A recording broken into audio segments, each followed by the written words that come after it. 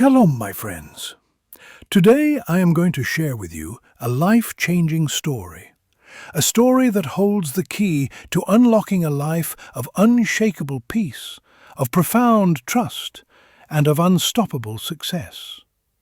Today we are going to explore the deepest meaning behind those 5 simple words. Everything happens for a reason. But first, I must ask you a question, and I need your absolute honesty in the comments below. Have you ever gone through a painful experience, a loss, a failure, a heartbreak, only to look back years later and realize it was the best thing that ever happened to you? Just write yes in the comments if you have ever seen a blessing in disguise. Now listen.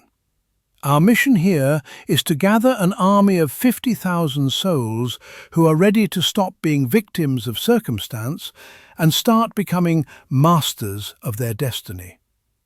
If you are ready to join this army, subscribe to this channel now. It is your commitment to a life of faith, of trust, of divine partnership. And if you are serious about transforming your financial reality, I have something special for you. For a limited time, I am opening the doors to the Torah Millionaire Business School for just $299. This is closing soon. In this course, I unveil the full Torah wealth system, the same 3,000-year-old Jewish money laws that built dynasties, protected families, and created unstoppable prosperity. The link is in the comments. All right, let's get to the heart of this. The common enemy we are all fighting is not bad luck. It is not chaos. It is a spiritual blindness I call the illusion of the random. It is the misguided belief that life is a series of disconnected, meaningless events, that you are a victim of circumstance, that there is no rhyme or reason to your suffering. This is a lie. This is not the Torah's view of reality. This is the perspective of the Yetzer Hara, the evil inclination, who wants you to feel helpless, hopeless, and alone. The hidden mechanism here is the profound Torah concept of Hashgacha Pratit, divine providence. It is the understanding that there is a single, loving, all-powerful consciousness that is orchestrating every single detail of your life, from the smallest to the largest. The Kabbalists teach that even the way a leaf falls from a tree is under the direct supervision of God. How much more so the events of your life?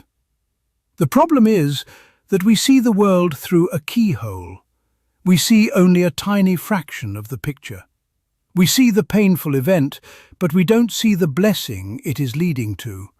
We see the closed door, but we don't see the magnificent gate it is forcing us to find. The cost of living in the illusion of the random is a life of anxiety, of fear, of anger, of despair. It is a life without meaning, without purpose, without hope. I know this from personal experience.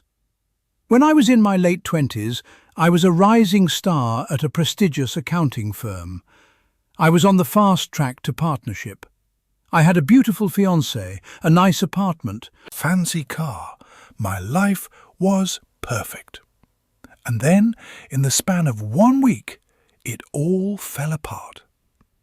I was fired from my job over a political maneuver that had nothing to do with me. My fiancée left me, saying she couldn't be with someone who was unstable. I had to sell my car and move into a tiny, depressing apartment. I was broke, I was heartbroken, I was humiliated. I thought my life was over.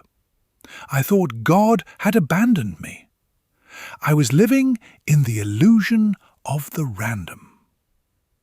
Now let me show you the Torah's blueprint for seeing the hand of God in everything. It is the story of Joseph. His brothers, out of jealousy, throw him into a pit and sell him into slavery. He is taken to Egypt, where he is falsely accused of a crime and thrown into prison. For years he languishes in a dungeon, forgotten and alone.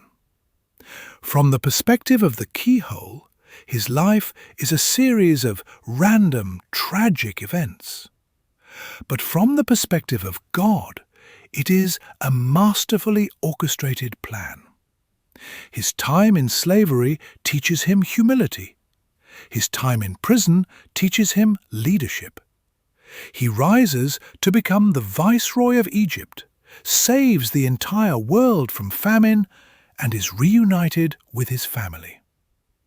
And what does he say to his brothers, the very men who sold him into slavery? He says, "You intended to harm me, but God intended it for good." This is the essence of Hashgacha Pratit. It is the ability to see the hand of God even in the actions of evil men. It is the understanding that there are no accidents. My personal breakthrough came when I finally understood this principle. I was at my lowest point, sitting in my tiny apartment surrounded by boxes, feeling sorry for myself. And I picked up a book of Psalms, and I read the words of King David. "I will thank you, for you have answered me, and you have become my salvation." And I started to cry. But these were not tears of self-pity. They were tears of gratitude. I realized that my suffering was not random. It was a message. It was a gift. It was God answering my prayers, not in the way I wanted, but in the way I needed. I had been praying for success, for wealth, for a family. But I was on the wrong path. I was chasing the external trappings of success, not the internal reality of a meaningful life. God had to burn my life to the ground to save me from it. He had to fire me from a job I hated to force me to find my true calling. He had to take away a woman who didn't love me to make room for the woman who would. He had to make me broke to teach me the true meaning of wealth. In that moment, everything changed. I stopped being a victim and started being a student. I stopped asking, "Why is this happening to me?" and started asking, "What is this teaching me?" I stopped seeing my life as a series of random events and started seeing it as a divinely orchestrated curriculum for my soul. And from that day forward, my life has been a series of miracles. I started my own business. I met my soulmate. I became a millionaire, then billionaire. But the greatest miracle of all was not the money. It was the peace. It was the trust. It was the unshakable knowing that I am loved, that I am guided, that I am never alone. Now let me give you the practical application of this principle. I want to share with you a life-changing story, a story that has been passed down for generations, a story that holds the key to unlocking a life of unshakable faith. It is the story of the farmer and his horse. Once upon a time, in a small, peaceful village, there lived an old farmer. He was not rich. He didn't have much land or money. But he had a beautiful white horse. Everyone in the village admired the horse. Many rich people offered to buy it. But the old farmer always refused. He would say, "This horse is not for sale. He is not just a horse to me. He is my friend, my family." The villagers thought the old man was foolish. "You can sell this horse and live a comfortable life," they said. But the old man smiled and replied, Money can buy many things, but not peace. I'm happy the way I am. Then, one morning, something shocking happened. The white horse was gone. Hearing the news, the villagers came running. "Your horse is gone! This is such bad luck!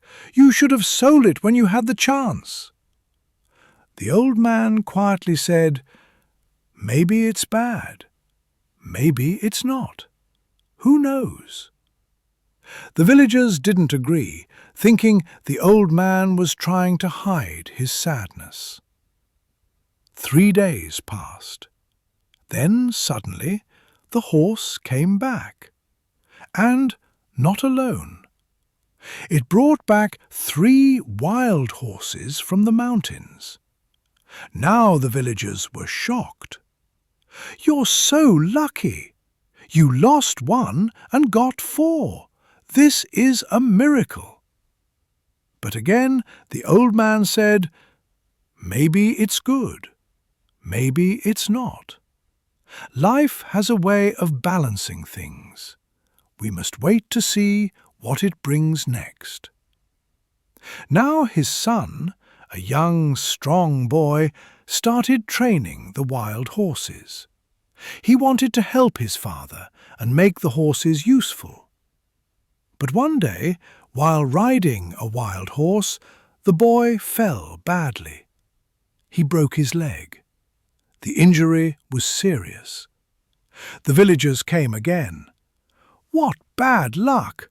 First the horse ran away, then came back, and now your only son is injured." The old man quietly said, "Sometimes the path to something good is full of pain.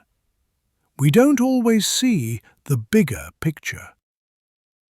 A few weeks later, something terrible happened in the kingdom. War had begun. The king's soldiers came to the village and ordered all young men to join the army. Every healthy young man was taken, except 1. The old man's son was left behind because of his broken leg. The villagers were now speechless.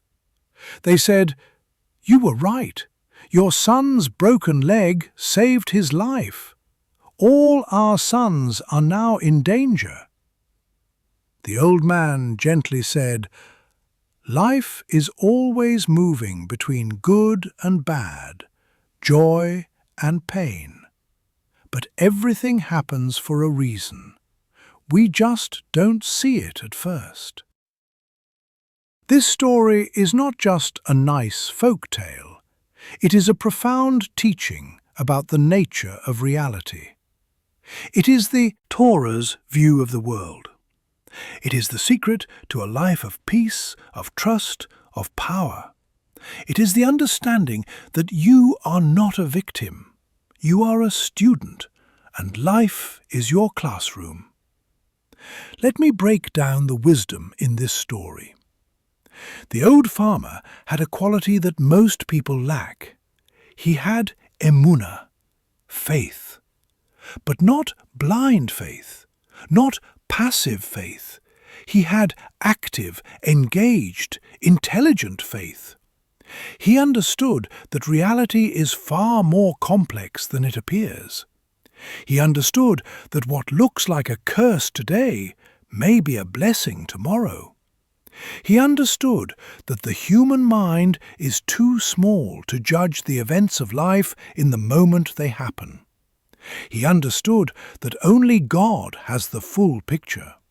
And so he refused to react with panic, with anger, with despair. He chose to wait. He chose to trust. He chose to say, "Maybe it's good. Maybe it's not. Who knows?" This is the essence of Hashgacha Pratit. It is the understanding that God is not just watching, He is orchestrating. He is not just aware, He is actively involved. The Kabbalists teach that God's providence operates on multiple levels. There is general providence, which governs the laws of nature, the movement of the stars, the changing of the seasons. And there is individual providence, which governs the specific events of your life, the people you meet, the opportunities you encounter, the challenges you face. And the more you align yourself with God's will, the more you study Torah, the more you live a life of holiness, the more intense your individual providence becomes. You become like a magnet for miracles. You become a channel for divine intervention. Now, let me give you 3 more real-life examples of Hashgacha Pratit in action. Story number 1. Rachel. Rachel was a talented graphic designer who was laid off from her job during the 2008 financial crisis. She was devastated. She had a mortgage to pay, bills piling up, and no prospects. But instead of falling into despair, she decided to start her own freelance business. It was terrifying. She had no clients, no network, no safety net. But within 6 months, she had more work than she could handle. Within 2 years, she had built a thriving agency with 10 employees. And she told me, "Getting fired was the best thing that ever happened to me. I would have stayed in that dead-end job forever out of fear. God had to push me out of the nest to teach me I could fly." Story number 2. Michael. Michael was a successful real estate developer who lost everything in a bad deal. He was millions of dollars in debt. His marriage was falling apart. He was on the verge of suicide. But in that darkness, he found God. He started going to synagogue. He started studying Torah. He started praying. And slowly, his life began to turn around. He rebuilt his business, but this time on a foundation of integrity, of honesty, of service. He repaired his marriage. He became a different man. And he told me, "I had to lose everything to find what really mattered. My bankruptcy was my spiritual awakening." Story number 3. Sarah. Sarah was diagnosed with breast cancer at the age of 35. She was a mother of 3 young children. She was terrified. But she fought. She went through chemotherapy, radiation, surgery, and in the process, she discovered a strength she never knew she had. She discovered a faith she never knew she had. She discovered a purpose she never knew she had. She became a cancer advocate, helping other women navigate the journey. And she told me, cancer was a gift. I know that sounds crazy, but it woke me up. It showed me what really matters. It gave me a mission. I would not trade this experience for anything. These are not isolated stories. This is the pattern of Hashgacha Pratit. This is how God works. He uses the painful events of your life to wake you up, to redirect you, to refine you, to prepare you for your destiny. Now for the advanced application. The Level 2 hack is to understand that Hashgacha Pratit is not just about passively accepting what happens to you. It is about actively participating in the divine plan. It is about looking for the hand of God in every moment, in every interaction, in every challenge. It is about asking, what is God trying to teach me here? What is the opportunity in this difficulty? What is the blessing in this curse? When you live with this consciousness, you become a co-creator with God. You become a partner in the work of Tikkun Olam, the repair of the world. Let me give you 3 advanced strategies for practicing Hashgacha Pratit. Strategy number 1. The gratitude reframe. Every night before you go to sleep, write down 3 things that happened that day that you initially perceived as negative, and then reframe them. Ask yourself, what is the potential blessing in this? What is God trying to teach me? This practice will train your mind to see the hand of God even in the difficult moments. Strategy number 2. The divine appointment. Start seeing every person you meet as a divine appointment. Not a coincidence, not a random encounter, but a person that God has placed in your path for a reason. Ask yourself, why did God bring this person into my life today? What am I supposed to learn from them? What am I supposed to give to them? This practice will transform your relationships and open you up to miracles. Strategy number 3. The obstacle as opportunity. When you encounter an obstacle, a setback, a closed door, instead of getting frustrated, get curious. Say to yourself, this is not a problem. This is a message. This is God redirecting me. What is He trying to show me? What is the better path He is leading me to? This practice will turn every obstacle into a stepping stone. Let me address the 3 most common objections. Objection number 1. Rabbi, what about real tragedy? What about the death of a child? What about the Holocaust? Are you saying that happened for a reason? My response, this is the deepest and most Painful question of all, and I do not have a simple answer. The Torah does not give us a simple answer, but it does give us a path. It gives us the path of faith, of trust, of clinging to God even in the darkness. It gives us the example of Job, who lost everything and still said, "The Lord gives, and the Lord takes away. Blessed be the name of the Lord."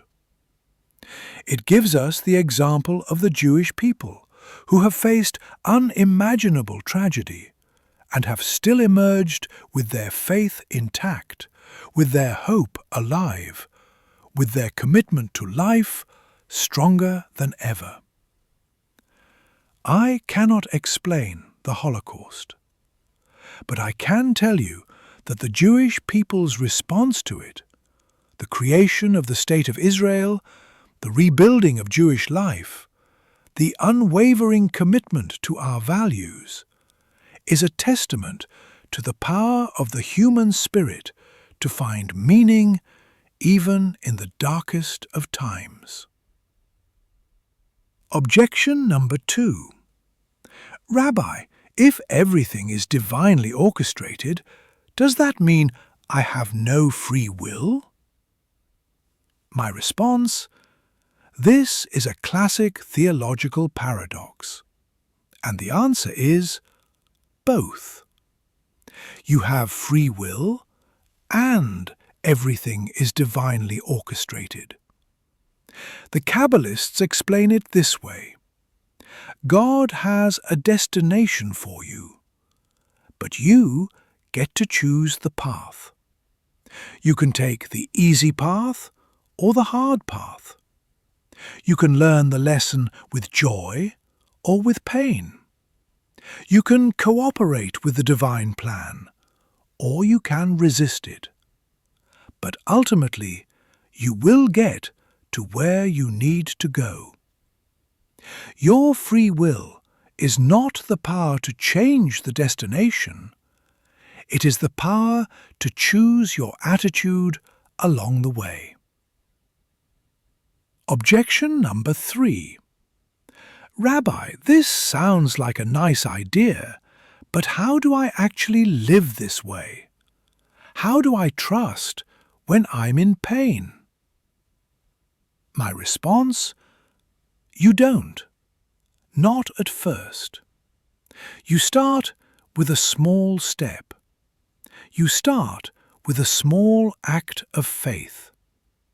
You start by looking back at your life and finding one example, just one, of a time when something bad happened that turned out to be a blessing. And you hold on to that. You use it as your anchor. And the next time you are in pain, you remind yourself of that story. You say, if God did it for me then, He can do it for me now. And slowly, slowly, your trust will grow. Your faith will deepen. And one day, you will wake up and realize that you are no longer afraid. You are no longer a victim. You are a partner with God in the unfolding of your own magnificent destiny. And here is the deeper spiritual truth. From a Kabbalistic perspective, when you practice hashgacha pratit, when you train yourself to see the hand of God in everything, you are activating the sephirah of Bina, understanding. You are moving from the level of chokhmah, wisdom, which is intellectual knowledge, to the level of Bina, which is experiential understanding. You are not just believing that God is in control. You are experiencing it. You are seeing it. You are living it. From a neuroscience perspective, when you practice gratitude, when you reframe negative events, when you look for the blessing in the curse, you are literally rewiring your brain. You are strengthening the neural pathways associated with optimism, with resilience, with hope. You are weakening the neural pathways associated with anxiety, with fear, with despair. You are becoming a different person at the neurological level. So, here is my 7-day challenge to you. For the next 7 days, you will practice the art of seeing the hand of God. And I want you to know that this is not just a challenge, this is a spiritual transformation. This is you stepping into a new level of consciousness. This is you becoming a partner with God. Here are your 3 immediate, non-negotiable actions. 1. Find your story. Identify one story from your past where a bad thing turned out to be a good thing. Write it down. Share it in the comments below. This is your personal testimony to the power of hashgacha pratit. When you share your story, you are not just helping yourself, you are helping others. You are creating a community of faith. 2. Reframe your present. Identify one current challenge in your life, and for the next 7 days, every time you think about it, you will say to yourself, "This is happening for a reason. There is a blessing in this. I trust the process." Write this phrase